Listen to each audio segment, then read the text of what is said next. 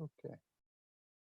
Hello, and Patrice, thank you for coming to speak with us at our Conversations from the Edge. Um, this is great to have you here, and thank you for coming on this day from Washington, D.C., taking time out of your busy schedule.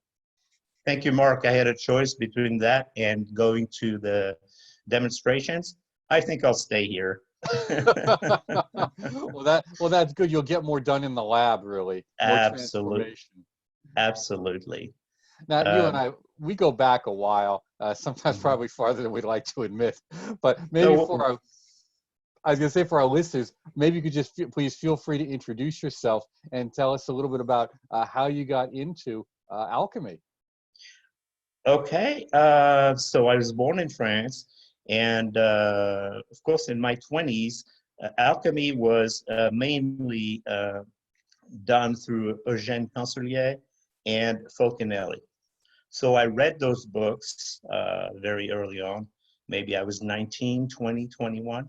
I can tell you I even started my first ever furnace, which consisted of an electric wire wrapped around a flower pot, which broke after two times I tried to melt antimony. And that was about it. You know, I really realized that I didn't have the know-how and I didn't know what I was doing. Um, Forward to when I was 35, 33, 35, and a friend of mine tells me one day, oh, I can't see you this weekend. I'm going to an alchemy conference. And my eyes popped out of my sockets. And I bugged him until he said, oh, okay, you can come, but you're not a member, blah, blah, blah. So I came to Jean Dubuis' house, and where it was a day, was it a day or 2 day seminar he was doing for beginners? In any case, after paying my dues and going through the secretary, I was able to go into that. And that's how I got my first real start in this realm. So So you paid your silver to the gatekeeper and were able to get past the threshold. she was harsh. She was harsh. She was kicking me out. And then Monsieur Jean came around and he said, oh, yeah, come on in. And I paid my $20 or whatever the fee was. It was ridiculously low because that's how Jean wanted it. You know, the association was not there to make any money. Throughout the years, we spent more than made money, but that was not the point at the time, you know. Extraordinary teaching, extraordinary people. So that's how I got started with it. I worked for the US Embassy in Paris. And one day, it was in June of 92. One day, I went to, there was no rituals at LPN because they wanted to keep the egregore as low as possible. However, there was one ritual or one meeting every June 21st for the St. John of Summer. And I went to the one it wasn't far from my place at the time. There I met Jean and other people. And also I used to work with a lady called Lucille. Lucille would come to my place and she'd heard me speak in English because I was doing business with the US. She told John and he needed a translator. And that's how I translated the first conference in September of 92, I believe, in Chicago at Russell's Place. Was that the one at the Wild Rose Conference Center? No, The that week-long Wild one? Rose conference, the big long one was like 2 years later. Okay, because that is where we met. That is where, Yes. where I was introduced to the Yes. philosophers of nature. So that might have been 93 or 94. I don't recall really. 94, yeah. Yes. So I got married and I moved to the US in DC in 1999. And I've been here ever since.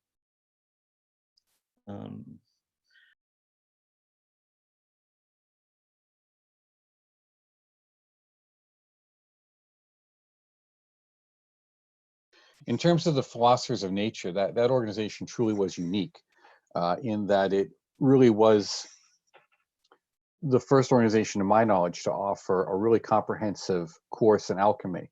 I went to it because I recognized Russ's name and Jack Glass's name. I got there, and Jean Dubuis is up there, and you're up there translating. And I remember he gave some discussion on the Flamel path, and I thought, well, I can't really assess what he's saying, but it makes sense. It was really the first reasonable presentation I had had on it.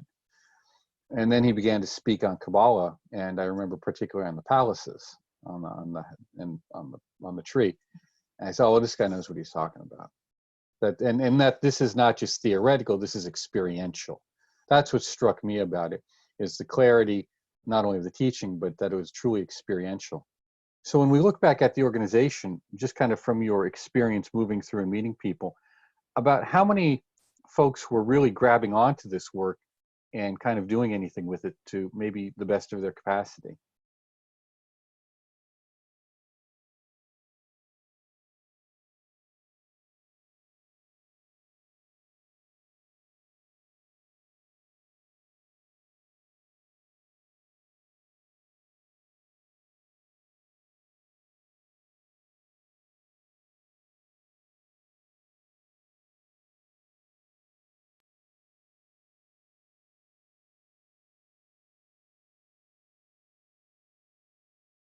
Hello? Can you hear me?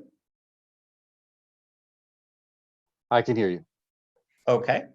So the association at a certain time had up to 1,000 members, people receiving the monthly, I can't call it a magazine, it was like 8 pages.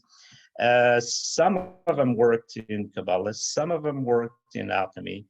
I want to say that throughout the years that I've been there, if there was a group of 30 to 50 people really doing alchemical stuff, that was about it.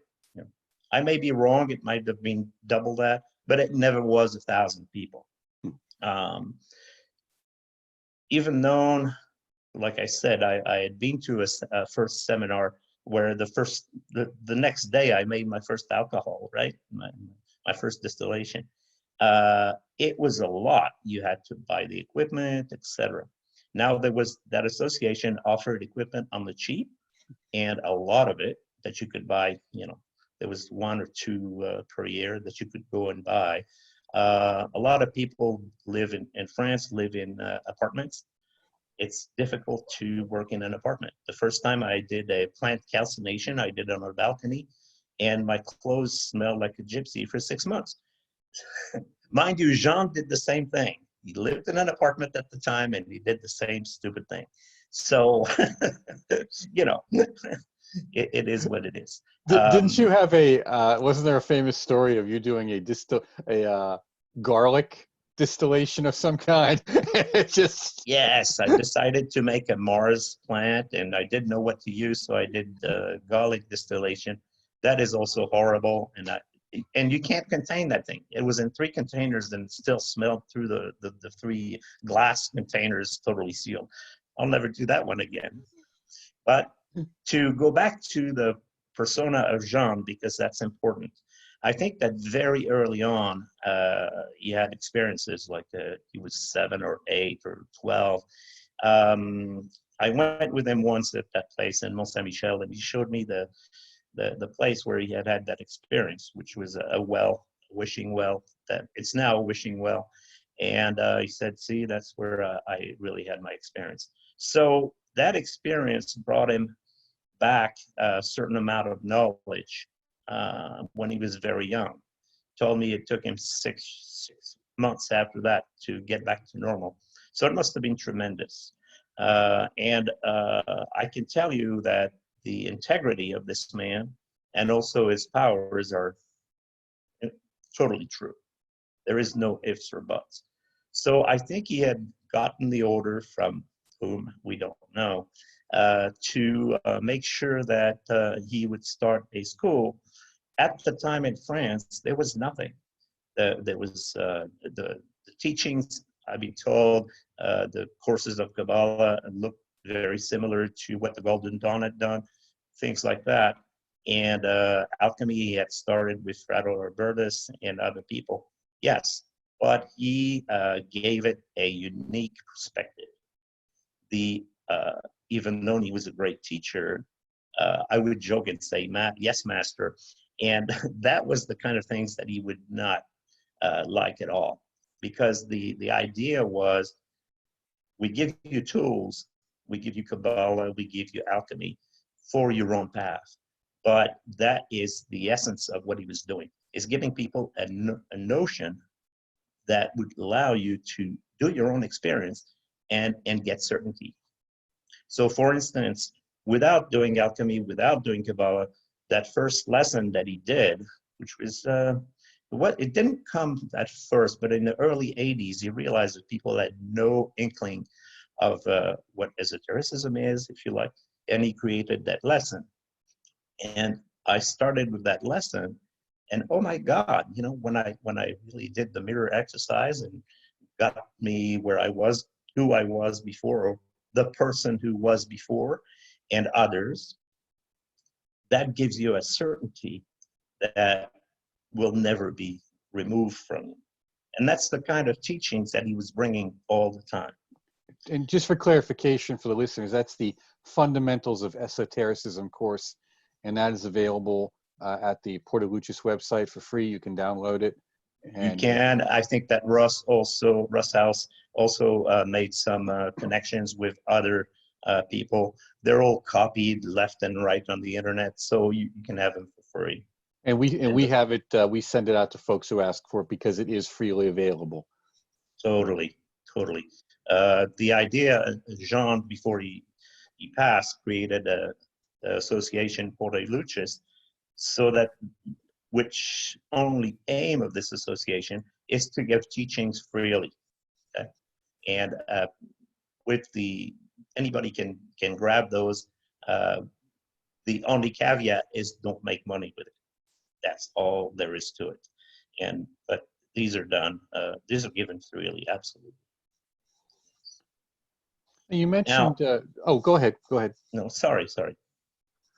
I was just going to say you mentioned Jean's powers, and this is something that may be difficult for people to grasp. Maybe you could give us an example of some of the things you experienced around him to, help our listeners know what we're talking about here. I mean, his presence was phenomenal, and I think part of that was, as we jokingly would say, I mean, you had mentioned that he was being French. He was raised in the French school system. He was trained by Jesuits, and so there was an intense mental skill there. But there was a precision, and there was a politeness, but one never got the sense that he suffered fools gladly. That is correct. I remember an interview where who was the president of the association before Russ? Do you remember his name? I don't want to make a mistake there. I know two names, and I don't want to get them out of order. Not Kevin, the other person. Yes, the name escapes me. It's in my article, though, on the history of alchemy in the U.S. Yes. So anyway, we have a conversation for an hour and a half. When I say a conversation, it was more like an interrogation from this president of LPN, asking Jean how to better the yield of gold, because he was involved in gold mining and he wanted to better the yield of the gold mining. And he questioned is a light word. He grilled Jean for an hour and a half. In the end, he admitted to me that he had never seen a person under intense scrutiny like that escape his wit, shall we say. If I remember correctly, that fellow was yeah. also military intelligence? That is correct. He was, and he told me in his lifetime he had never seen a person being able to escape him, if you like. So that's how clever Jean was. But I think that in the teachings of Jean, if you think about it, his aim was to, and the teachings are still aim towards that, is to have the conversation between you and your inner self, or your inner master, whatever you want to call it. And if you follow that, it's true that he had more wit himself and his inner self at the same time. So I have seen healings that he would do. People would come to him and say, so and so, blah blah blah, and he'd say, stop, just give me the first name, and the person would be healed and things like that. So amongst the powers that he had, yes, that's the kind of things that I've witnessed quite a bit. Or the power to make sunshine whenever he wanted. Absolutely. And he explains in his lessons how to do it too. I think However, that's the important point. He had these abilities, and he did not hide anything. His thing was right, about disoccultizing, that is, removing right, any veils. So I'm sorry to interrupt you, but just to clarify for our listeners that this was a very important point. right. So he was genuine. At the same time, he accepted no master, no disciple, and he wanted men to be free. So I think he was a genuine teacher in that respect. And I've had countless people asking me throughout the years to become their master, and I'm like, no, I wasn't raised that way, my friend. I was raised LPN. So that's the kind of school that I really think was not at all a shall we say sect. You know, my one of my experiences with him that I thought was quite impressive was, and it isn't impressive to someone listening, but it is for you when you experience it, is I was giving a presentation or something, and not only could I sense him coming down the hallway, but the whole room changed when he walked in. Yes, And yes. one time he was behind me, and I felt like it was almost as if, you know, his hand was going through me. Mm. You know, do you know what I mean? Yes, Yeah. yes. The power or the intensity could be felt in the conferences, even though he was speaking. Think about it. You know, you have a speaker who speaks in French. He's been translated, and yet the people keep coming. It's horrible when you think about it. I don't know if you've experienced that, but you know, after an hour or so, you're like, you know, I don't want to listen to a guy in French. I don't understand what he's saying, and I have to rely on the translator. There was as much energy in that conference as there was information, and sometimes more. In the end, especially, usually Jean would forget that he had a translator. He was very good. He had tweaked, we were in sync very well, and he would make sure that he had a sentence that wasn't too long so I would have time to translate, and he had the tempo, and it worked beautifully. In the end of the conferences, when he got started and he sent the energy, then he would forget the translator. He would talk for 10 minutes without interruption, and people were there not understanding a word, I'm sure. It didn't matter. It was, they were stuck to the energy that was given. Well, So yes. I can attest to that because I still listen to the interview or to the conferences. Mm-hmm. I still go back because there's so much information there, and I have notebooks filled from them. I mean, I didn't just show Mm-hmm. up, as you know. I mean, I Yeah. took notes, I studied this, I talked to you Mm-hmm. guys. You know, Mm-hmm. I mean, this was a reality and still is. Mm-hmm. The power and presence that he brought to it. And I always thought it was quite funny because you would be off to the side, and when he would get a little long on the sentence, you could see like a slight, like, okay, when would he end? But for the most part, he had that down of knowing how to just encapsulate the sentence. You would translate, and this ping pong would go back and forth. And Yes.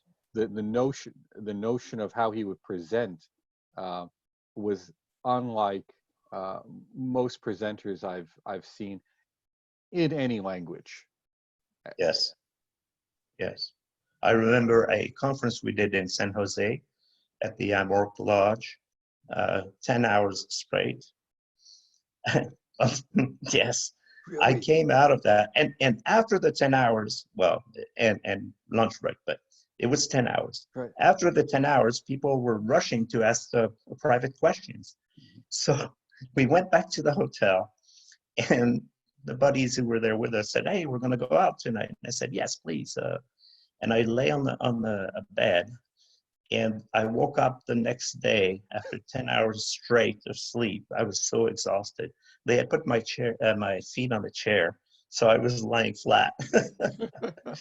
So yeah, he had an amount of energy and information that was out of this world. Now, if you ask, well, he talked about alchemy. Did he make the stone? Because that's what people are going to want to know.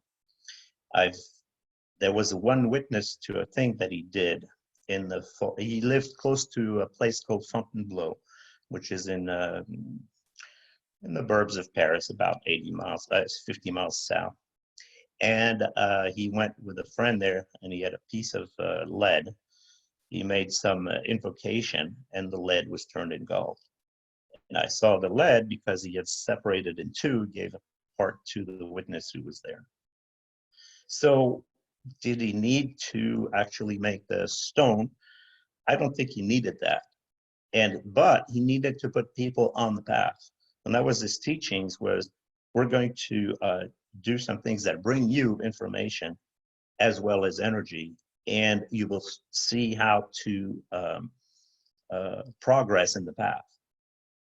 In other words, the very beginning started with Melissa because that was Paracelsus, that was the Albertus, etc. But very fast, it told you how to do things, even at your small level. So in the beginning, it's very difficult to distill wine, for instance, to make alcohol. It's difficult to know how to, although there's plenty of YouTube now, which I'm pretty glad about, to make your own essential oils, how to calcine the salt that's in every plant. All those basic concepts, and this is why I'm doing those videos in French for that, is because all those seem a mountain, and they're fairly simple techniques that will give you a kickstart. With that kickstart, you'll be able to make products that are ingestible and will give you certain experiences. I think that Jean could care less about, getting the Philosopher's Stone or whatnot. His idea was work on yourself, and he would say it often, like Paracelsus said, "Thou shalt not transform anything that you haven't transformed yourself first." That was his mantra, in a way. I remember that being said often, and I think that's what really helped me understand that how much of this it's not just an inner work, but it is an inner work that results in a different relationship with the environment around you that is tangible and present. Yes. So he had, you would say half a century, but he had many, many years of Kabbalah, because at the time, I think that's the only thing that was available. So he had tried to get all the information he could from places like AMORC and books and things like that. And I think he worked a lot. There's two instances where when he worked at IBM, he was put in what was called the fridge. So the reason why you were being put in the fridge is because at the time IBM never fired anybody. Wouldn't happen now, but at the time they didn't fire you, so they wanted to make you disgusted. So they would put you in your office, remove everything from the office. No computers at the time, but he was working on computers, but remove your access to a secretary, connections, phone, etc. So you were left in an office until such time as you quit, and that's what they wanted. So nobody ever got fired from IBM, was the mantra. Turns out that I think he had he had two episodes like that. One of them because in the suggestion box, he said they should trace a white line in the middle of the hallway so that the people who come in late don't bump into the people leaving early. And that management didn't like that. So for 18 months, he was there with his Kabbalah books, etc., learning 8 hours, at least 8 hours a day, solid, because it was nothing else to do. And some political connection, some weird thing happened. There's a political connection that got him out of the fridge. So yeah, he worked and worked and worked tirelessly. And towards the end of his life, he was working with those mind machines. The aim of those was to give you an inkling of what it is on the other side, so that you're consciously on the other side and you know your body is not just your body. And that was just an extension of his aim, you know. So it might have been a shortcut, if you like, because normally you get to that after a lot of work in Kabbalah or a lot of work in alchemy, but he wanted to give people at least the certainty. Because when you have this certainty that we talked about a little earlier, then nothing, the fear of death is probably 80% of what governs people right now, especially in these times now. And I had one experience with those machines. And I had tried, many people, good friends, had given me a variety of CDs or over the, you know, first it tapes, then it's CDs and different programs. And some of them were from like the Monroe Institute, and I had mixed results with it. I thought some would work well, some didn't. I couldn't tell why or what the difference was. But I had one experience with the machines that you had brought over for a conference, and this was at the retreat center near in Colorado, near the Air Force Academy. Oh yes.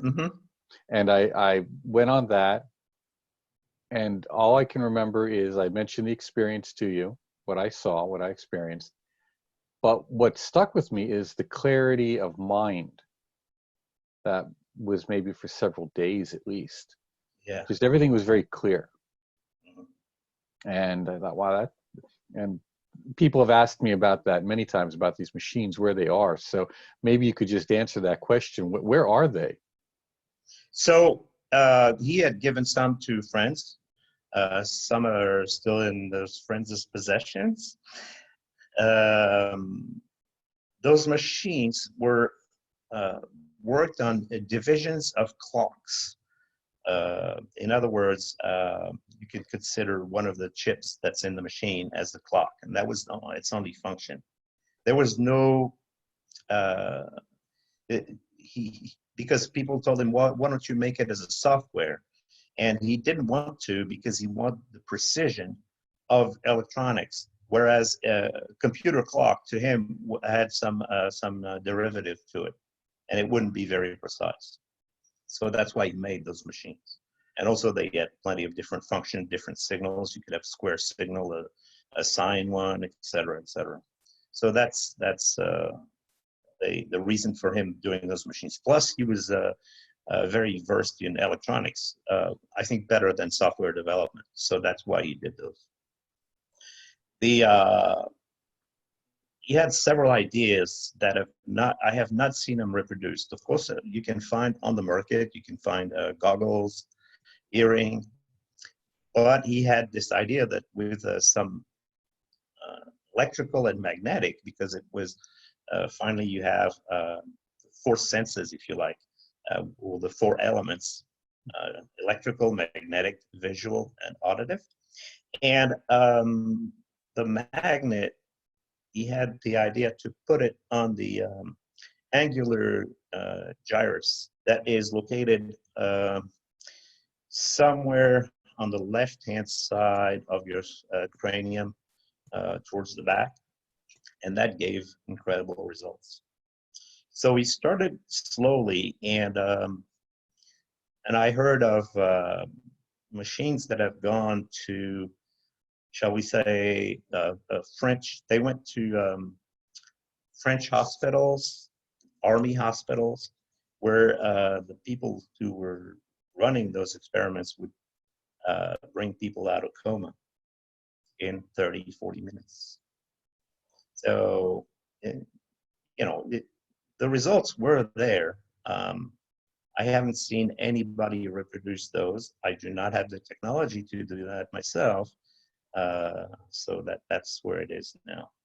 I am sure that those people who are making the machines now, if they could hear this, they'll get the idea of using magnetic and electric. Now, I remember the goggles were different than normal goggles in that the lights used were yellow and green instead of red and blue. Yes. And Yes. maybe comment on that, please. Yes. The blue light was not one of his favorites. And I think nowadays a lot of people are against that blue light. Blue screen on your computer or blue light will change your circadian rhythm in a bad way. So he had chosen those because they were middle of the spectrum and that they corresponded to colors that were in the scale of the Queen or things like that, that would give you more experience, right? So well, that would correspond exactly to what I experienced on that short trip that you guys gave me. You were laughing at me when I came out.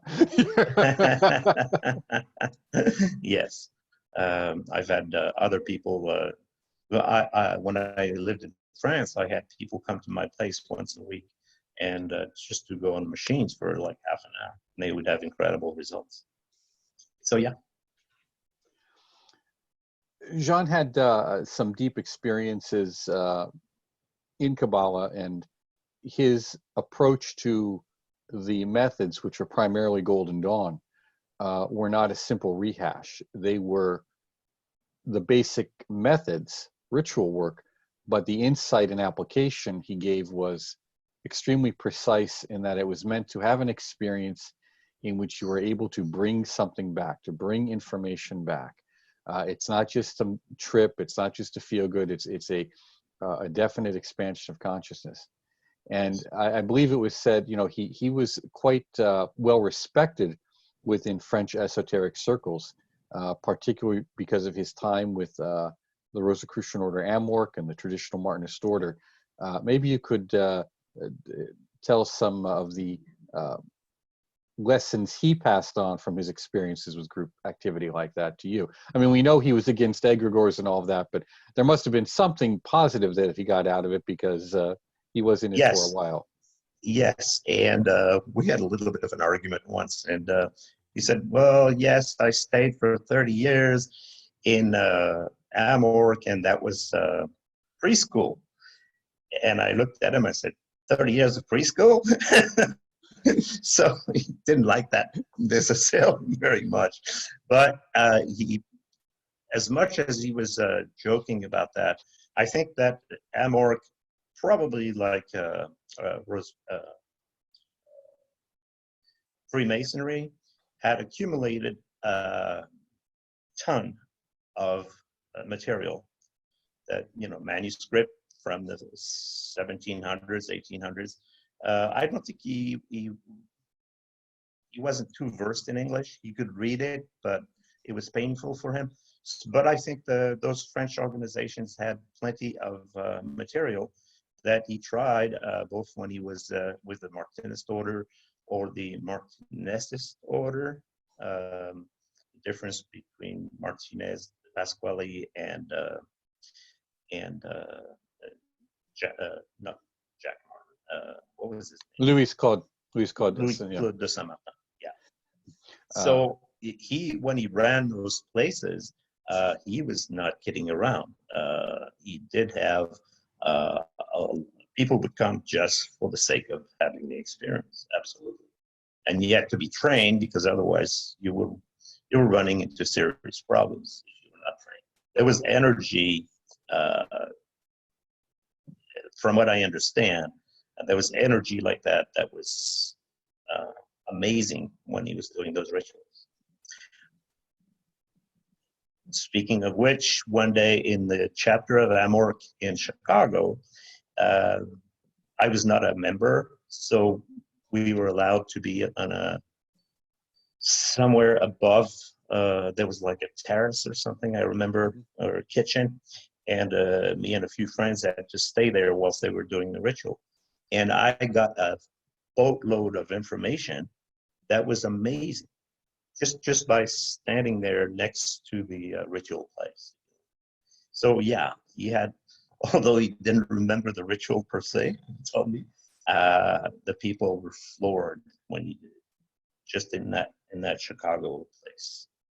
Well, that just shows, that's just a reinforcement to the point of whether it was Agrippa or I believe it was Agrippa or Paracelsus, one said a ritual poorly done, but with the proper motivation and intent and behind it is better than a ritual well done, but with, you know, not No really power with no power. So yes, he could even, I mean, he did not need ritual. He could just, if he right, wanted to, he could fly by the seat of his pants and get it done. correct. That was to emphasize your point. We went to San Jose. Again, it was in the AMORC temple, and they told us there was so much power in this temple you couldn't cross the Shekinah, blah blah blah. So of course, being me, I crossed it twice. People were horrified, and there was no energy in there. So that. But if it was an actual temple that was really active with people of his caliber, absolutely, I would have been fried. And I want to reinforce that point, that what you're talking about is what's called the Holy of Holies. It exists in Masonic temples as well. In a Masonic initiation, the master will stand in it. In an AMORC ritual, only the master will stand in it at certain times. But it exists, it goes from the east to the center of the temple, wherein is the altar known as the Shekinah. And myself, having been a master of several low bodies, Pronaeus really, the least of the bodies, can attest that when the ritual is well done, it is like standing on a ley line. You know, when you're, because sometimes it's not very big, so you can feel, you know, a foot is outside of it, a foot's inside of it, if you know what I mean. And you definitely can feel the juice when you're with solid people doing it well. There is a definite plug-in to the temple. And when it's not, and especially with a temple that's permanently set up where it should accumulate over time, it's not there. So anyhow, I'm not a member of this organization, but I don't want to poo-poo him or anything like that. I think organizations have a life cycle. With its first master, probably AMORC was very powerful. In France, when people like Jean were there, it was probably very powerful. And after a while, it has to go away. You know? So there's decay, and right now, you can probably get some intellectual information. That would be it. And that appears to be with a lot of organizations. I mean, we talk a lot about AMORC in these interviews because so many of the people I know I've met either had a relationship to AMORC or were through it, because it was so potent in its day. I mean, it still exists, we know, but the quality and the potency when up until about the mid 80s, even up until about 1990, was still quite high. Excuse me. And then we see that there are a lot of other organizations out there, but the life cycle tends to be short. And Jean spoke a little bit about that. I believe he said he felt that the life cycle of organizations, and this is going back to when he spoke in the late 90s, early 2000s, was really only a few years. Yes. And I got to tell you, when I look at the world at large, you look at the internet. When the internet was created, it was a free-for-all. All the information you can get, everything was open. Now it's closing. You know, people who have dissenting views get banned or shadow banned, whatever it is. And I find it kind of the same type of cycle. It's as if some people were ready, and at that time, the information comes, you know, in the form of, in the past, associations or what groups, now through the internet, and people had there was a time for those people who were incarnate at this time to get the information, all the energy, and then it dies away because there's no need for it. So everything has a life cycle. Yeah, the window of opportunity is there, Yes. and then it closes. And that ties into something that Jean spoke about often, maybe you could elaborate on it, please, that is, was not widely spoken about in esotericism. And in fact, it went counter to most of the popular occult, New Age, even human views in the human potential movement. And that was the idea of involution, evolution, and the initiation of the nadir. Yes.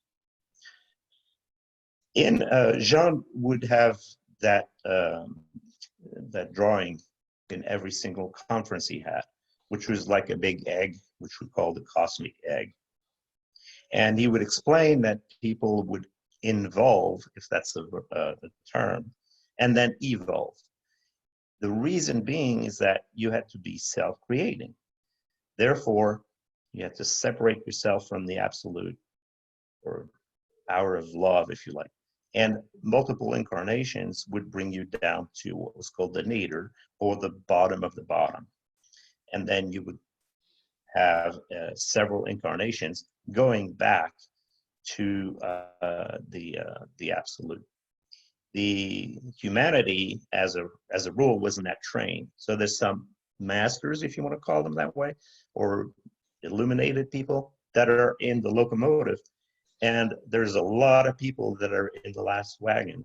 And most of humanity is at the bottom there, you know, chugging along, if you like. So that was the idea that there are certain times in that train where some people are at a certain location in that space that they need a little bit of help to get to the next step. I would see humanity today, for instance, to me, we've passed the nadir, probably. Most of the people are there, you know, chugging along and starting to go back up. But of course, there's conflicts, there's things like that, because the people in the descent do not want to give up power or things like that.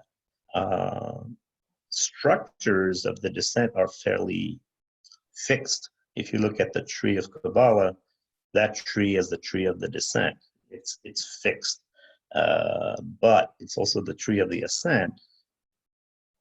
That's why Jean wanted to change that, make that new tree to reflect a better understanding of freedom or individuality on the path back. So structure in the way down by necessity, and liberty on the way up. So when we talk of descent or involution versus evolution, we consider a murderer as somebody, society is totally right to put these people in jail, but he has to have this type of experience, because otherwise he will not be able to self-create as a free being on the other side. So he has no more value than me or you in that respect. It's just that he's at a different time in his self-evolution than we would be. Does that make sense? Well, yes, because, you know, there's a saying that, you know, discipline is freedom, and that discipline has to come from within, and we only learn that through a variety of experiences which were terribly unpleasant. Yes. That the unpleasantness we learn is what helps us to realize cause and effect, discrimination. Yes. Well, I better not do that, because if I do that, these are probably the things or the thing that will result. So, but it takes us time to learn that. Yes. In that respect, John hated the word karma, because remember that? People would ask him about karma, and he would say, no, as long as you're on your own path and you're going forward, then the effects of karma will disappear, provided you work towards your becoming. So, and that's an idea that is well explained in most of the Indian and the Tibetan tantric teachings, and people seem to ignore it, skip it, or not understand it. That the notion of karma is not this. I think he called it law of the Italian. It's not a flagellation. It's It's Right. someone described it nicely as it's simply the obstacles you need to overcome to achieve your goal. That's a good explanation. There is no such thing as the law of talion or an eye for an eye. No, that was an explanation needed for the people in the involution. Mm-hmm. So I don't know what the future religions will be made of, but all those religions that are today are just a crystallized image that people have taken literally. And I am sure that at the origin of every single religion, if those people really existed, they probably had a teaching that had nothing to do with what's taught today. Well, that's made very clear in Buddhism. Shakyamuni originally did not want to teach. He said no one can understand it, and there's stories around it, how he was finally compelled to. Jesus was uncertain. He wandered, he taught, and then he had a small group of people. It's very clear in the Gospels that there's one thing that he taught in public, and there's another thing that he taught in private. And we see this notion repeated over and over and over again, that there is there's a message for public consumption that often gets very heavily crystallized. And with crystallization, we could say moralized or something of that nature. And then there's the inner tradition, which is of I think we jokingly called it, the Church of Jean, that inner realization, Yes. Actually, the teachings of Jean one of the apostles, yes, that was the inner teachings versus the three others that were more material. Something skipped my mind in this subject. Yes. When you look at this cosmic egg, you realize that there's 7 billion people on this planet today, or 7.8, whatever it is. There's 7.8 religions. So it's just that people don't know, but everything is your own, because at the end of times, you're only the child of your own deeds. Therefore, you cannot have the same religion as I do. That's, it's individual.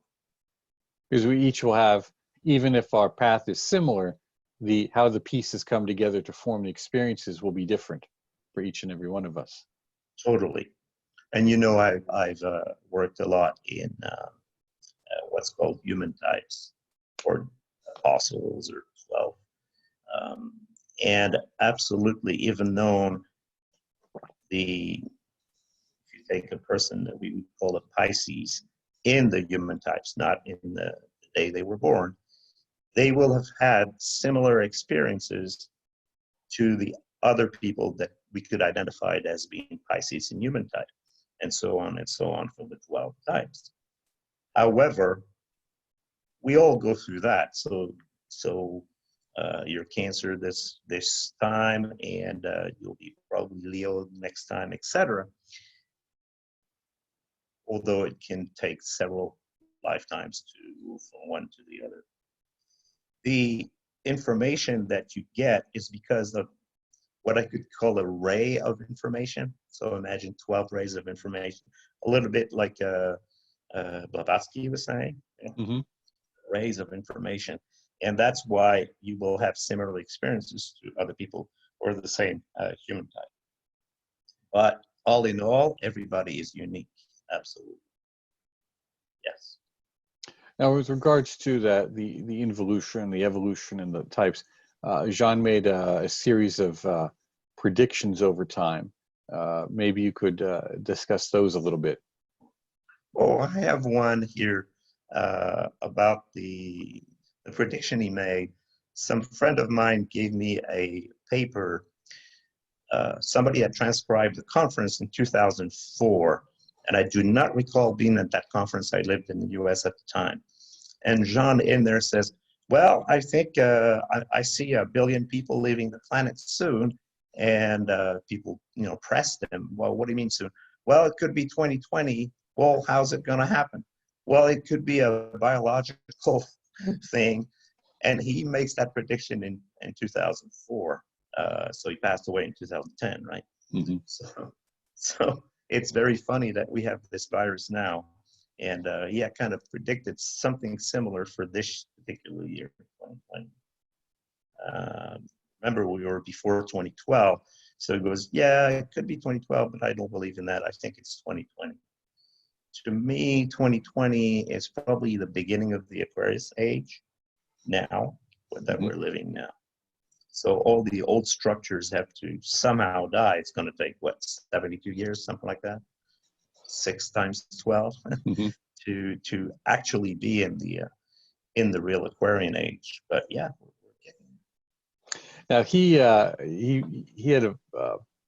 a story that he would often talk about with regards to the CERN, the physics research facility in Switzerland, with regards to UFOs.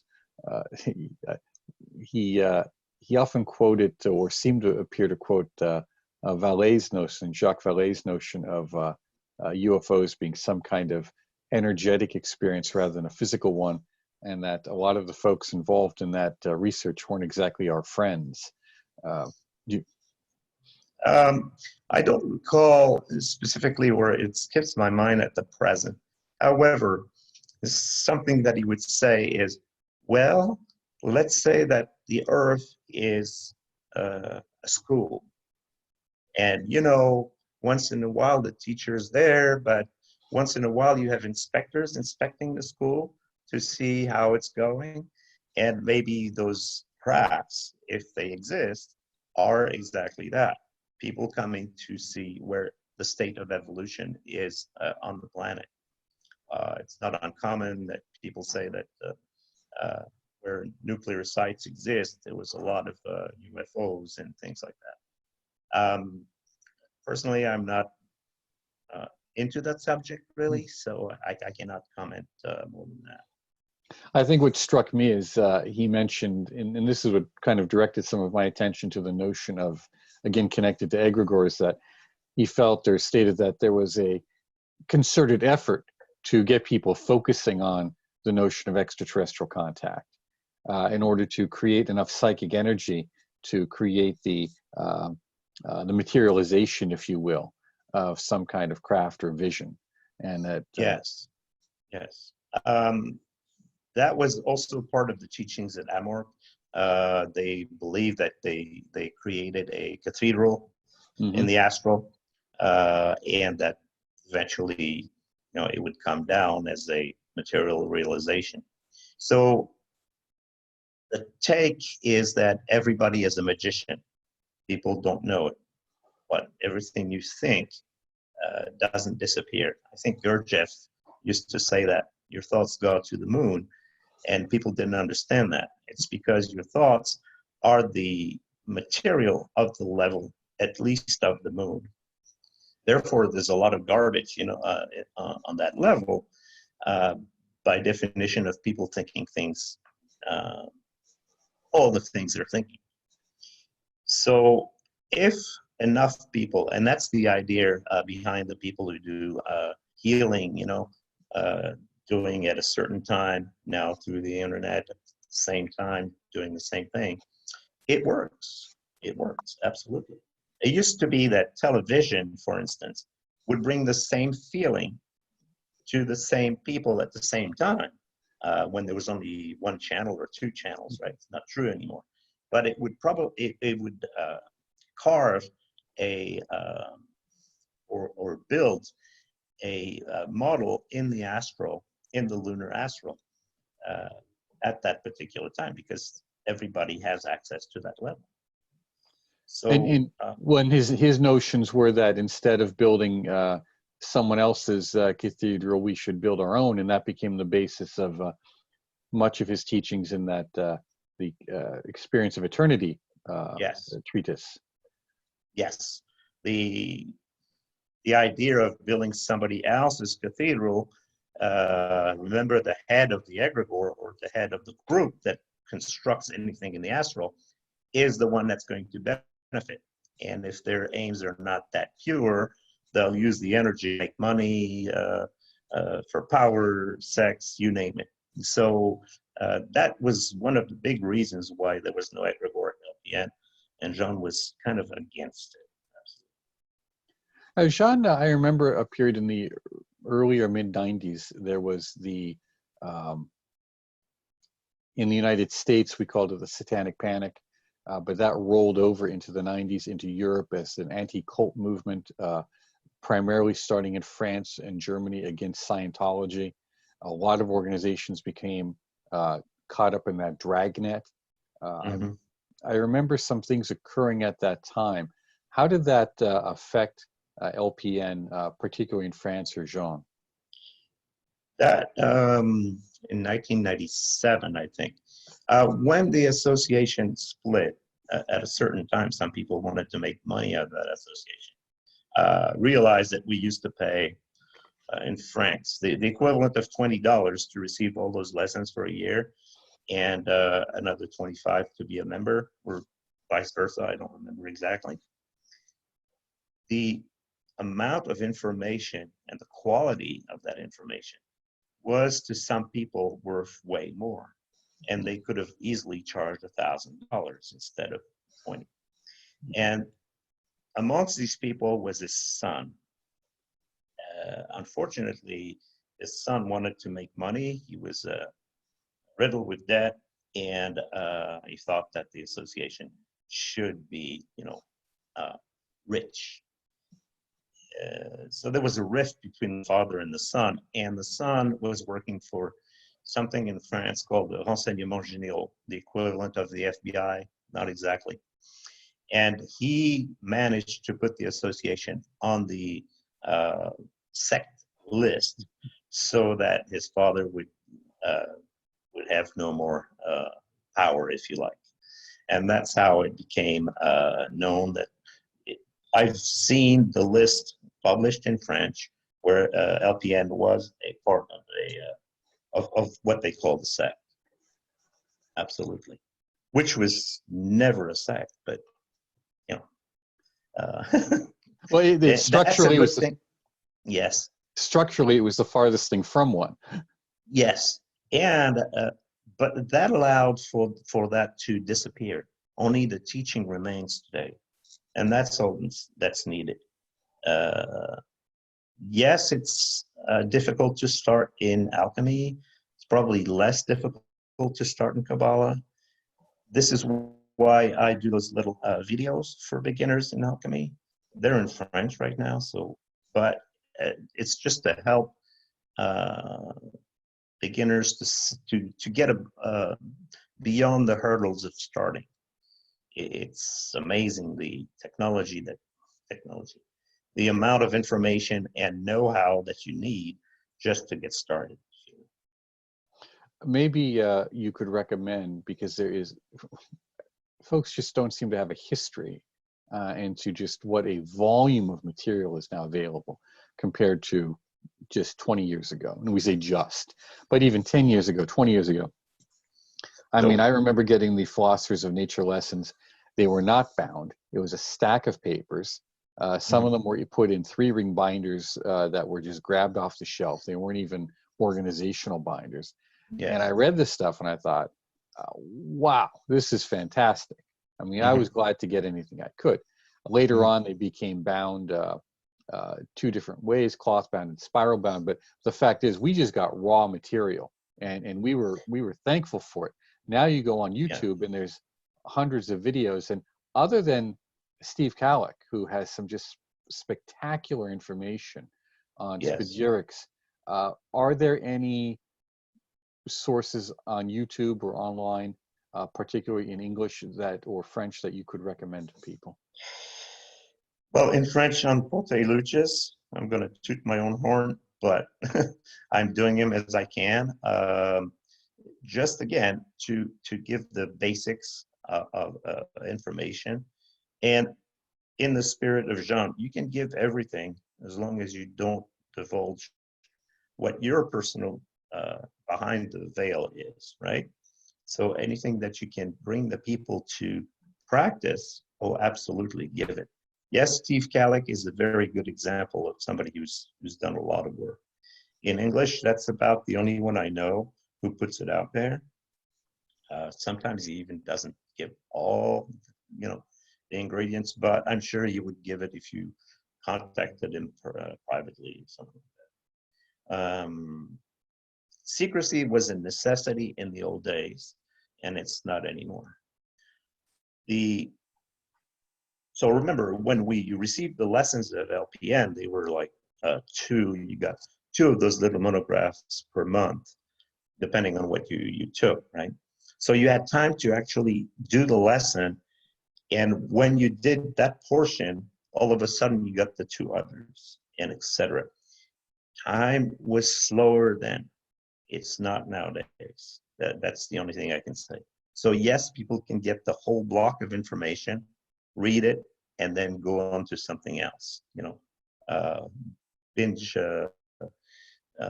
watch Netflix or whatever. Yeah, That I have a TV, but I haven't watched it in 10 years now. Yeah. You have to make a choice of what you want to do.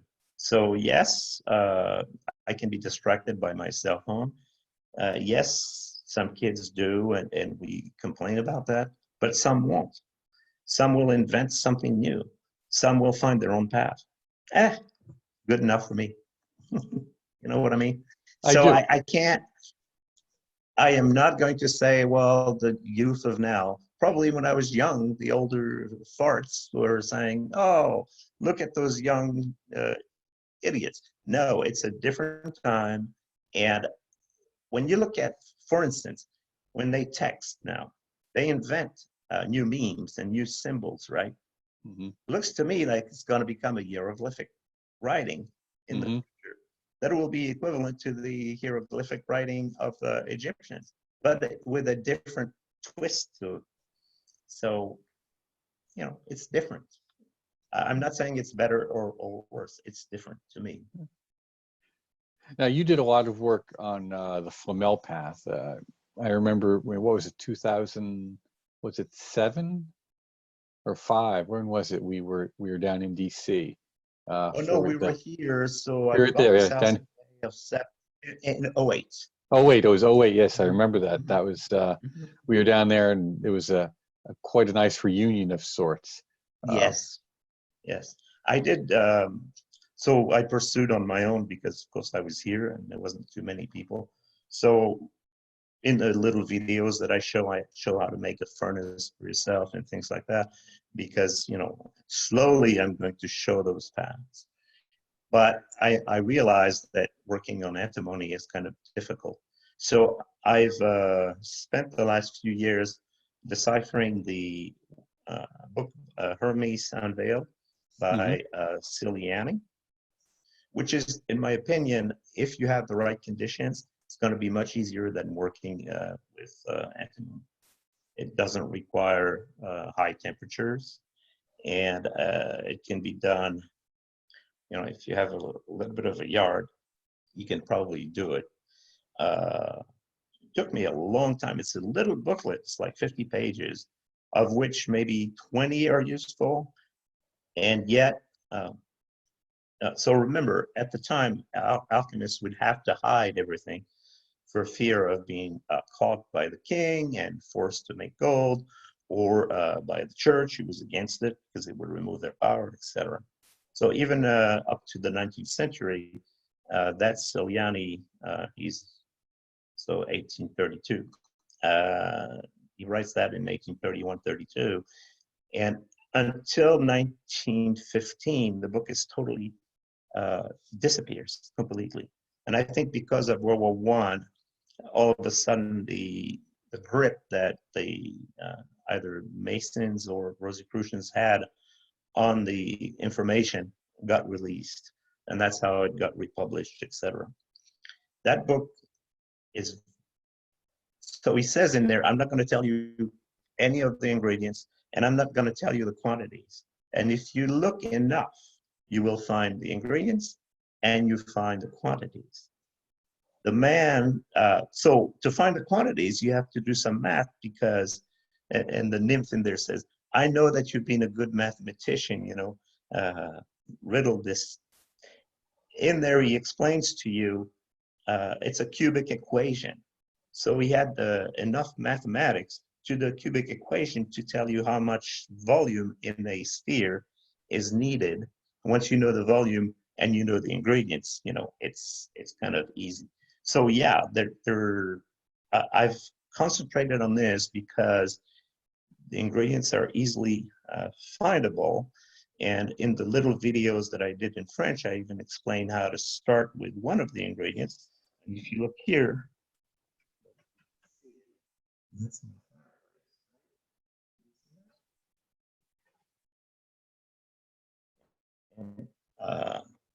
froze, no? You still there? I'm here. I'm here. Okay. So one of the ingredients starts with the fireplace, which is basically potassium carbonate coming from the oak tree. And this is why he's sitting next to a big oak tree. Also, to me, it was a personal challenge. I remember going to, I think it might have been at Russell's place, and somebody said, Ciliani wrote another book about the secret fire. We want you to find it. And I went on the wild goose chase to the French National Library, to the publisher that had published his book in 1832. The company was still there. I managed to talk to the person who had bought from the person who had bought, but he still had the ledgers from 1832. So we looked at a ledger from 1825 to 1840, and there was no other text by Ciliani because the secret fire was no need to explain. It's what he calls the astral spirit, and that's what comes from the fireplace, and a little bit help from the sun and the moon and the friends. So that book became a challenge to me, and that's why I was happy to work on it. Now, there is a copy of the book by Ciliani available, the booklet, I should say. Is that, can you recommend that for our listeners? Hermes Unveiled, or Hermes Revealed also. You can find it online. You don't have to pay for it. You can find it online. So there's a couple translation mistakes, but that's why I intend to make sure that those are corrected, so they don't become mistranslations. Now, you spoke about... In fact, there's other books that came out. Now they're available. I think it's the Old and True... Let me think about it. The Old and True Path of Hermes Trismegistus. And that's the book that actually Ciliani references, saying, I found a manuscript from 18 blah blah 17 blah blah blah. That's the book, and it's available in English. And also recently, Steve and his friends published Hermetic Recreations, or Récréation Hermétique, in a book, which there's a few mistakes of translation, but it's pretty good. And they're all the same type of information. So they're 18th century, 19th and 18th century, and they contain enough information that those three bounce out of each other. So if you're asking me about the path of Flamel, yeah, it's not complicated, but it's a lot of work to bring people up to there. Whereas paths like those three books we just mentioned, I believe, are much easier. Well, that brings an interesting point, because the paths of alchemy, we see so much material out there, and people often ask me, what should I do? Should I do this? Should I do that? Or they read the lessons, and they said, well, it says do this, do that. Which one is it? And I said, well, if you just look at Paracelsus, I believe he said there may be as many as 6 or more ways to make a stone, because there's different materials that could be used. And maybe you could just comment on that a little bit, since you're talking about a little known path, that is the path of Ciliani. Yes. So we talked about that path. We talk about the path of Flamel, which is the antimony and the transfer of antimony life in the I'm sorry, the transfer of the iron life into the antimony. Antimony, Zephyritic level of antimony would be the Earth. So that's why it's a little bit like it accepts all influences from all the different levels. That's why the story was that you could use that. Another path that Sir Isaac Newton used was the path of the acetates. The idea behind the acetates is the evolution of the mineral life is very, very long, especially when you consider just a human lifetime. So the idea was that to transfer the acetate is finally, it's a distilled vinegar, right? So to transfer the life or the speed of evolution of the vegetable plant realm, you could put it into metal. And metal would be, in that case, lead. So you'd make lead acetate, or sugar of lead, as the ancients knew it. And then you could make this thing evolve. Incidentally, why lead is because it's what was called the top of the sky. So there's nothing more potent than lead. And it's true that it's the only known radioactive element known, to man. So if an astute people will tell you, well, there's bismuth. Well, actually, no. Bolometric scintigraphy, it's a technology that checks the amount of radioactivity. Even bismuth, which is heavier than lead, has a 10 to the power of 19, but still it decays. Even stable bismuth. So lead is the top of the sky. And this was the path of the acetates. There's another path with using soot. When you fire, can't do it anymore because you would need a lot of fireplaces, and gathering the soot in the fireplace. But that's the essence of the Weidenfeld path, and all those people who were talking about the red wine and the white wine. Countless people have been distilling wine galore and have not succeeded. There's the other path, is the path called the path of vitriols. Basil Valentine talks a lot about that. What we would call in our modern world sulfates.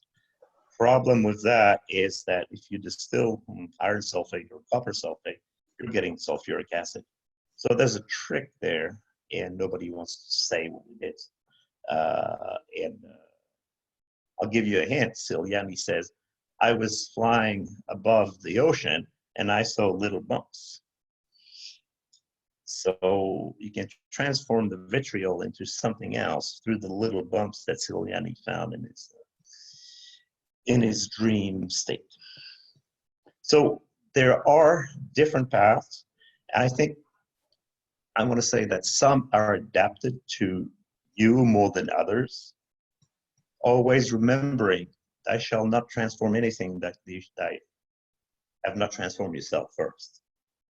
So all the people who want to get in this realm, it's to transform yourself. It is not to make the stone.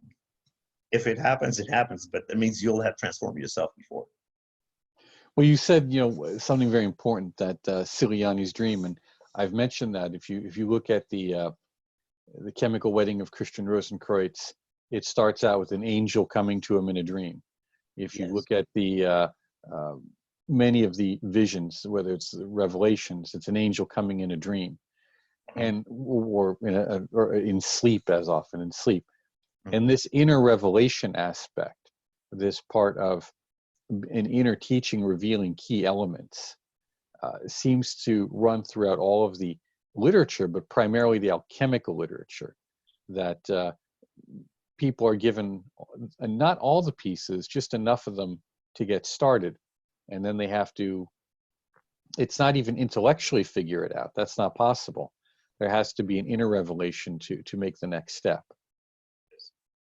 Yes, there is our type of mental structure is linear, as in this happens, then this happens, then this happens. When you read a book of alchemy, it'll blow your mind, because first off, they mix everything. So maybe the beginning is at the end and vice versa. And it doesn't make sense. It totally doesn't make sense. And they say, we write only for those who know. So if you write only for those who know, what are you going to learn since you don't know? But I would see that like a koan, as in, you know, the koan that says, what if the noise of my two hands clapping is this? What's the noise of one hand? That will take those Zen people decades to figure it out. Or they can buy the book, well, not buy, go and get Jean's book on the experience of eternity. Yeah. But that's the kind of thing that you're doing. It's a non-intellectual, intellectual research. It's hard to, it's an oxymoron, but it is what it is. Well, when I teach people how to write, people, you know, I do classes on writing and public speaking, Yes. and I say, you know, how many of you were in high school? And they always answer this. How many of you were told to outline your paper? And everybody raised their hands. I said, how many of you had a terrible experience outlining your paper? Almost everyone raises their hands. I said, the reason being is when you outline a paper, you're going in a very linear way. And often you don't even know what you know. And you don't even know what you don't know. So let's do mind mapping. And you start with a key idea, and everyone's familiar with mind mapping, because our mind thinks organically in that connective way. And suddenly they have a sheet of paper or a whiteboard filled up with all these concepts and ideas. I said, okay, good. Now take a picture of it, you know, or keep that paper, because now you have to take all those ideas that are spider web, because it does look much like a spider web. And now move it over to this side and now organize them linearly from beginning, middle to end. And that's really what we're doing with a lot of these texts. We're taking this spider webbing of information and we have to ingest it and then organize it in this linear fashion of steps. Right. So the mind works linearly, and what you've just described is how your emotions work. I defy you to present me with a memory of yours that is not tinted by an emotion. And that's how the body registers all that thing. That's why sometimes you have seemingly dissociated memories, and if you were able to look very carefully, they're linked through that emotion that you were having at that time. So yes, yes, very good description of that spider web. I'll use it. Well, then this moves into the notion that there has to be a certain quality to this inner revelation. And although Jean goes over it on the different levels of that quality, we could describe it for our listeners as really the lucid dreaming moment, where you know you are dreaming, you know that something is to be paid attention to here. Yes. Yes. So there's a quality of dreams that we all have dreams. I don't know anybody who's never had a dream. But the difference is when you're awake in your dream and saying, I am dreaming, that is a different type of dream. And that's what you're talking about, lucid dreaming.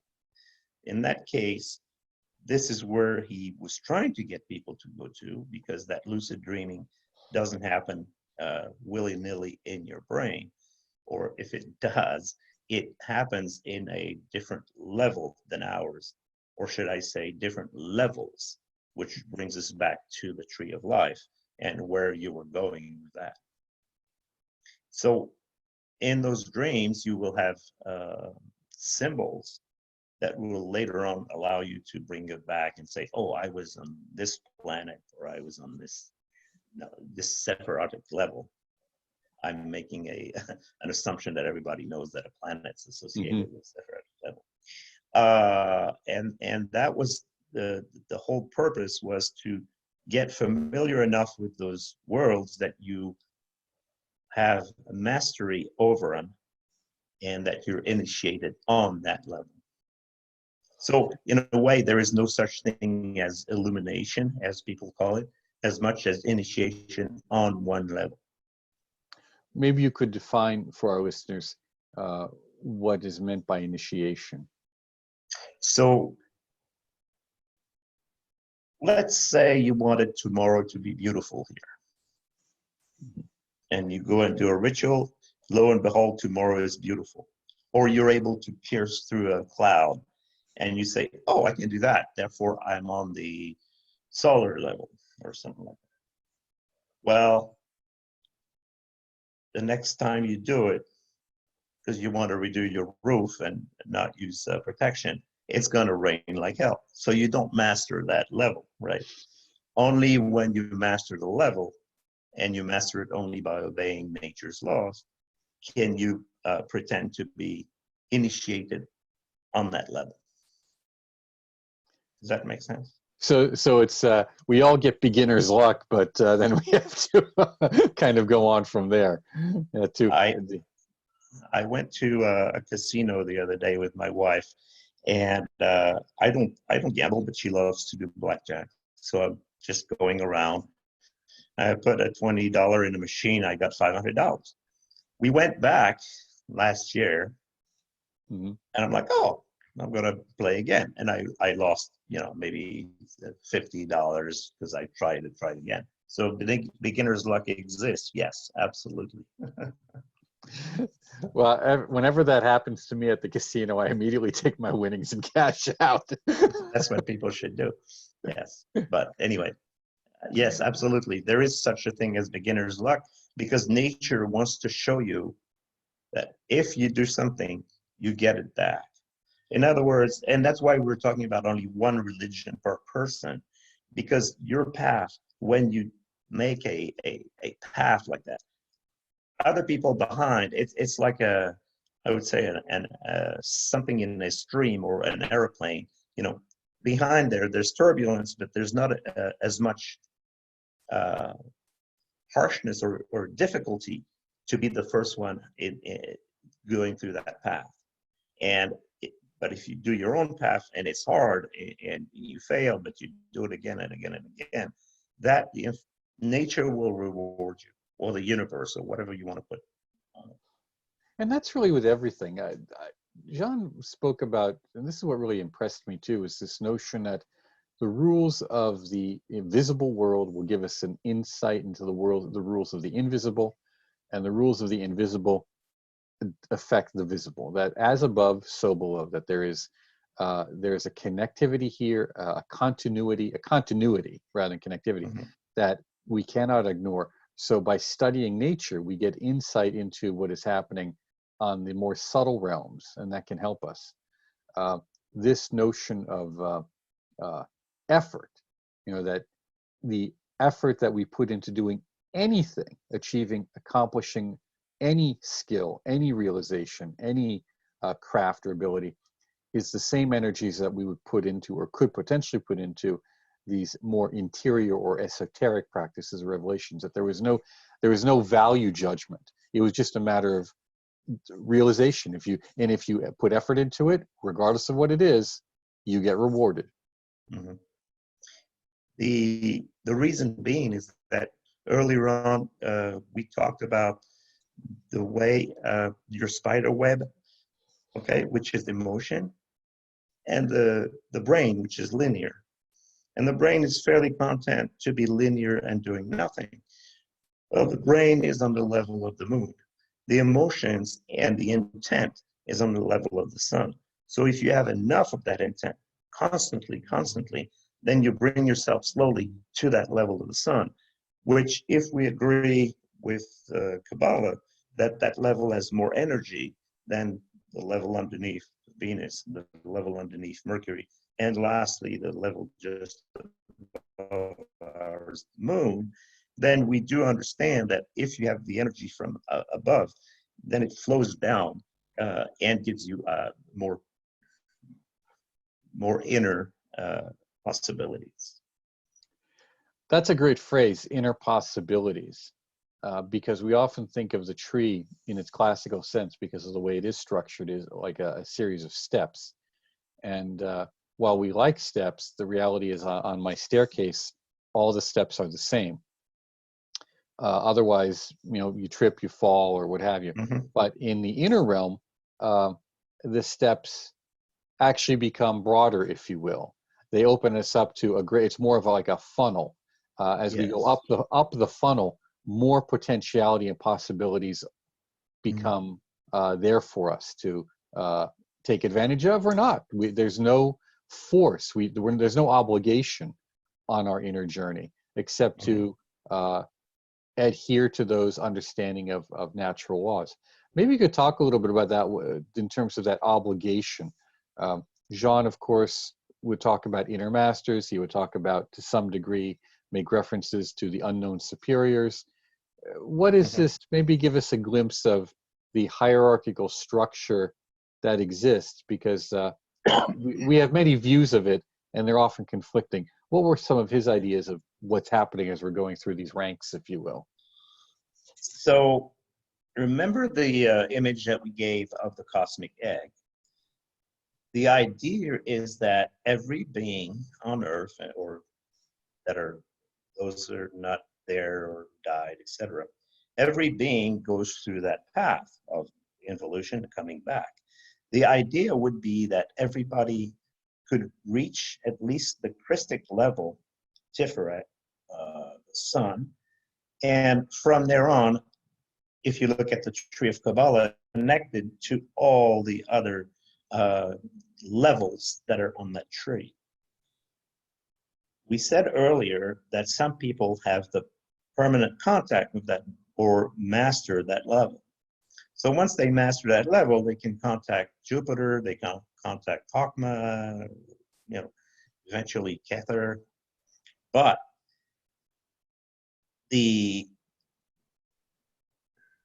what you're asking is the hierarchy. The hierarchy is only one-on-one, meaning there's some people who have permanent contact higher than that sun. Let's say they have contact with Hesed or Jupiter permanently. Therefore, there'll be a older brother to the guy who has access to the sun, and so forth. So that would be what you're referring to as that white brotherhood, if it exists or not. Yes, I think there's obligation for those people who have gone all through those steps, if not an obligation, like a desire to give back all the teachings that they've had. And remember, in the old days, it was what's his name, Andreas says, every single member of the Christian Rosenkreuz will have one person, and that person will have one person. Not necessarily true nowadays, but one person can influence a lot of people. So, well, was Jean, or did Jean have people like that? I suspect so. Let me say that I have a few hints, but that's personal. So, but yes, absolutely. Absolutely. There is a continuous chain. And he was a member of that chain. Yes. And so where is it going was one of the underlying questions that you had. And Jean, one day, he was here at my place and he says, "See that ant down there?" Yeah, I'm like, yeah. There is more distance between us now and where we're going than between that ant and us. To give you a sense of perspective. And the other question that he said he did not know how to answer is, why is there a will to be? In other words, in that cosmic idea, we have the will to be, or at least to be incarnated, to go back at the other end, right? But why is there a will to be of the absolute? And that he had no answer for. Well, that's a question I remember even stumbling over as a child. Not just why does anything exist, but why even the will to be? How does that initial will to be even exist? Right. It's right. So there's descriptive things like, yeah, there was little bubbles of energy that want to become blah, blah, blah. But why is there a little bubble of energy? It'd be like asking a question about what's before the Big Bang, if you believe in the Big Bang. Hmm. You know what I mean? I do. Would be the same idea. What was before the Big Bang would be the question, which I don't believe exists. But what is it that made us want to become? Well, that's in the classical cosmology.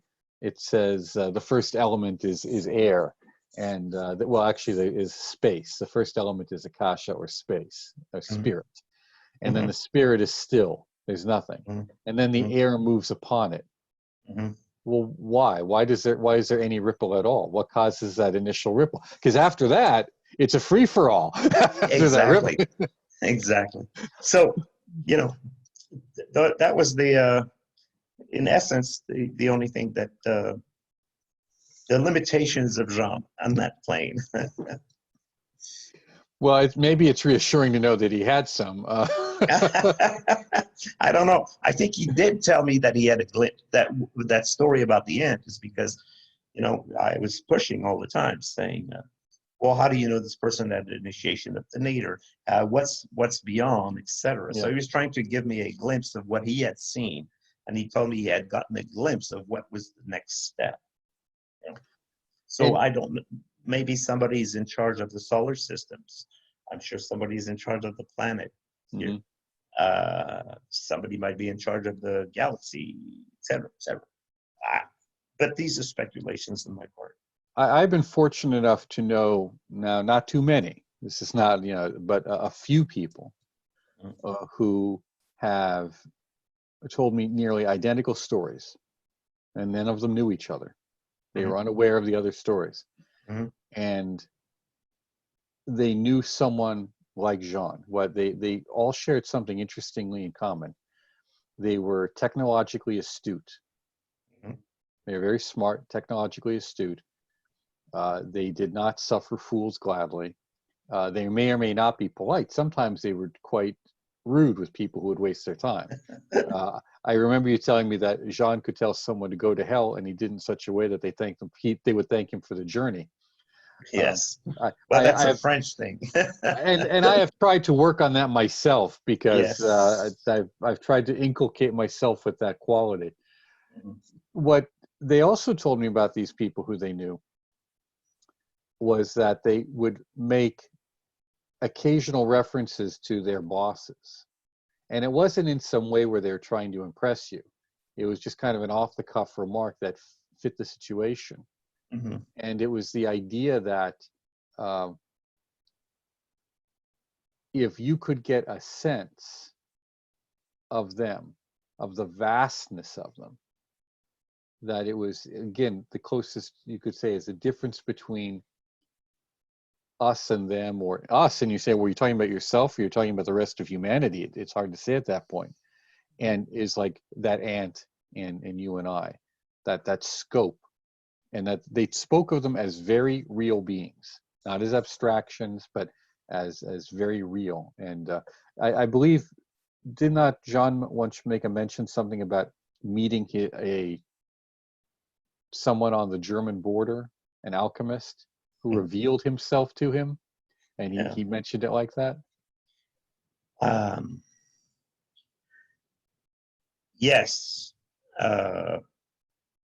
And one day we traveled to Strasbourg to go meet that person.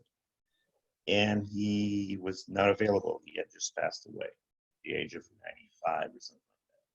So yeah, I think that person existed. The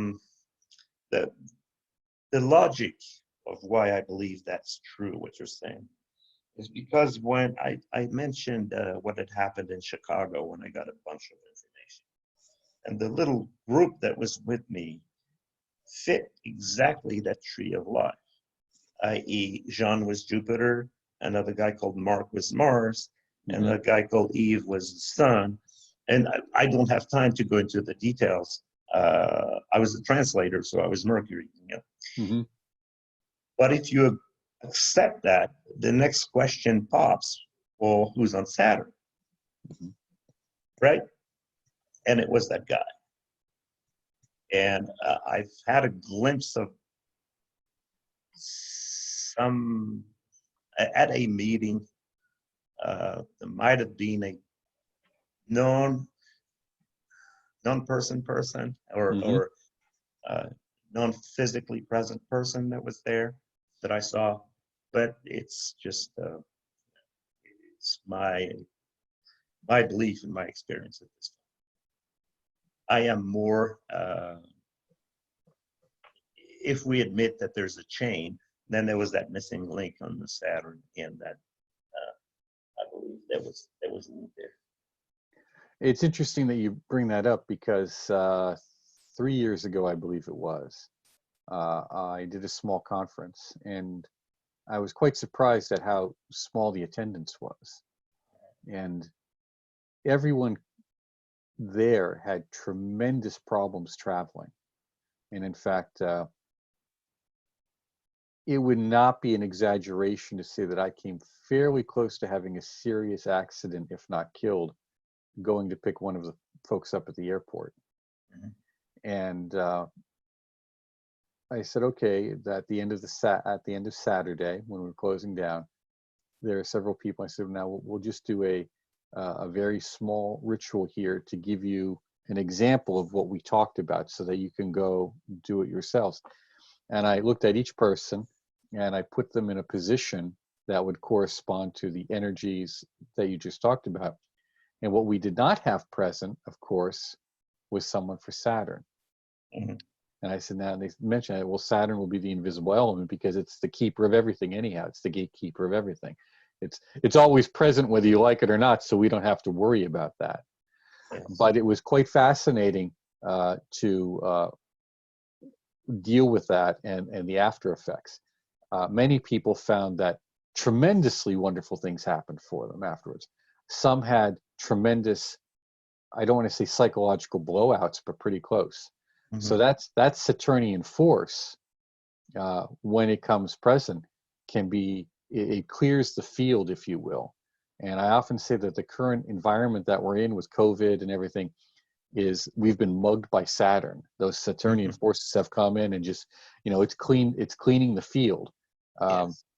I just kind of set that up. I mean, feel free to comment on that in any way. I just throwing it out there as a similar experience. Yes, I'll bring it to something a little closer to how to experience that.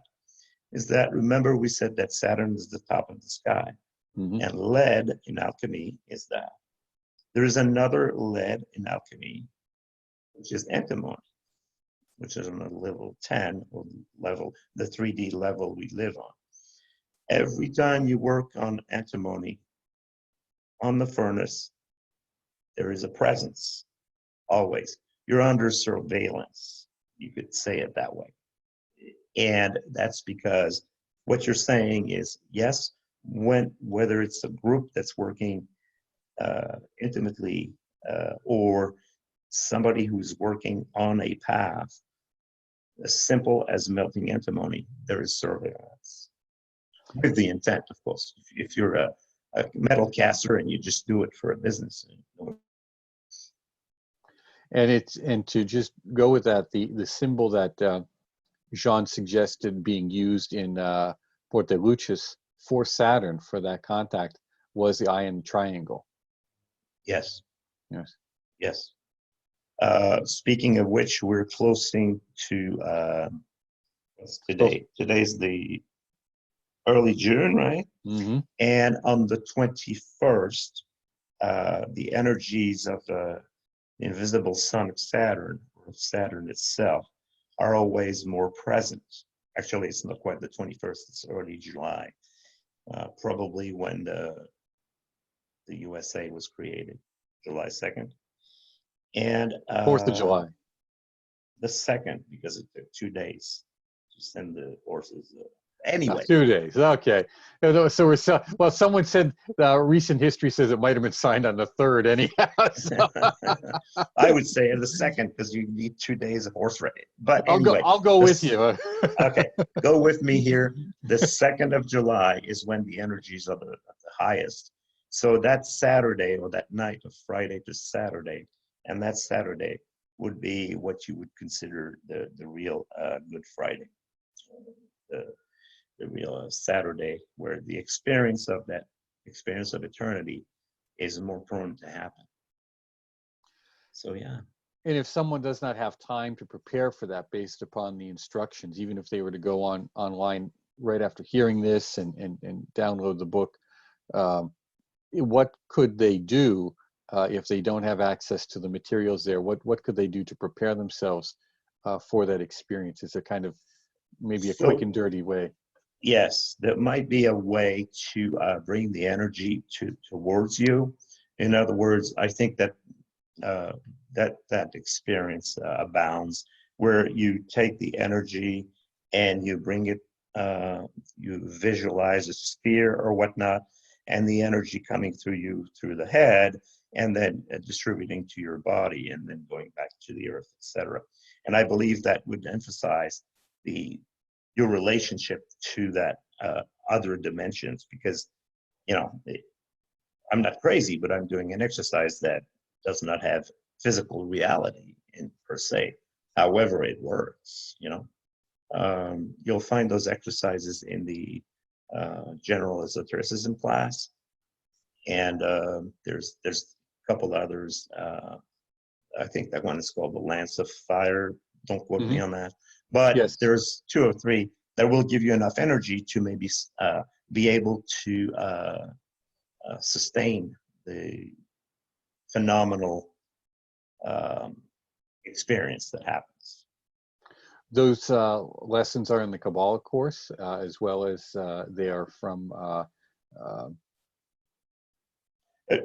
they're also in a book. And what I'll do is I'll put a little addition to this for folks so they know where to get them and know exactly how to practice them. Yes. Yes, I think the Golden Dawn has probably a lot of practice like that. Experience of the Invisible Worlds by Gareth Knight. They come from his book. And you had some contact with Gareth Knight. You found him to be quite a wonderfully pleasant fellow, if I remember correctly. He is.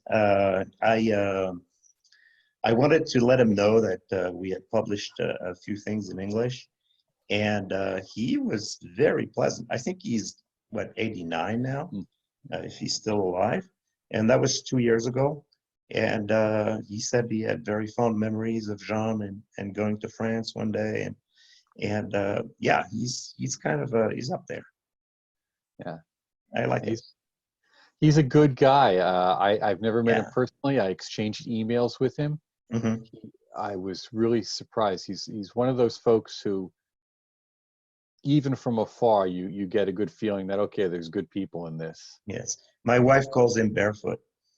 And the reason being is that if you look at the back of one of his books, he's a very typical British guy sitting on a chair in the sun outside with his bare feet. So, Barefoot. Think that now his health is ailing, and he doesn't answer too much, but who would? So. Now, given the time that we are in, and as our time comes to a close, what advice would you give to practitioners here in 2020 and moving forward? Do it. Remember that movie? Do it. So you have access to thousands, from the beginning, you said it, access to thousands and thousands of manuscript information and whatnot. No need to, like in the past, try to go, find that old manuscript from, can you hear me? Yeah. You're breaking up a little bit. We have a little static there. So no need to go and find information at our fingertips. Take one path, follow it. Don't butterfly around. It's fairly simple. Our society gives us everything. You have to have discernment to say, well, I want to try this for at least this period of time. And if it doesn't suit me, I'll change. But at least I'll have tried, and I won't have gone here and there and yonder, and not even know where you're. Well, discrimination is the first virtue on the path of Malkuth. You have to know what to do, or if you know what to do, what the consequences of your actions will be. So, you know, if I do this, then that will happen. And with discernment is also the lesson of discipline, that you have to stay with something for a while. So if we were to penetrate into these inner realms, as we were told, you know, that discipline really is the key to our inner freedom. I think Jean said you should put over, what is it, over the portal of your laboratory, patience, the word patience. Yes, absolutely. The reason why I try alchemy is because it teaches me that if matter tells me it doesn't work, it doesn't work. So it's a more of a male type of energy, and I would consider Kabbalah more female. Not that it translates to a person. For me, I need to get, you know, the answer from matter, because I'm not that good at getting, not making sure that I didn't do anything in Kabbalah that I understand. And I think with that, and to support that point, even in closing, that it's good to have what they call a reality buddy in any of your paths, someone who's going to keep you sane, because particularly in magic, as I've written a monograph on, you know, pathology of the sublime, as you contact these inner experiences, we don't always process them well, and it's very easy to delude ourselves. And Jean was very clear about that. Alchemy was the only path that didn't have self-delusion, because it worked where it didn't. Yes. So, and you're not unique, and yet you are. You know what I mean? Yes. So, so don't think that because you've had the experience, you're something unique. Now, you're still the same. But it gives you a certainty, and that's. Well, this was a wonderful conversation. I thank you very much, and hopefully you'll be doing some videos in English for folks. And you know, yeah, give me a couple years. A couple years, okay. Yeah. Okay. Yes. Well, thank you so much. Yes. Go ahead. Thank you very much. Thank you very much. We keep in touch. We will.